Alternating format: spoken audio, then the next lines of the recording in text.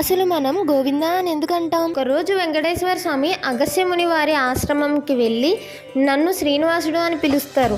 మీ ఆశ్రమంలో చాలా గోవులు ఉన్నాయంట కదా, నాకు ఒక గోవుని ఇవ్వగలరా అని అడుగుతారు.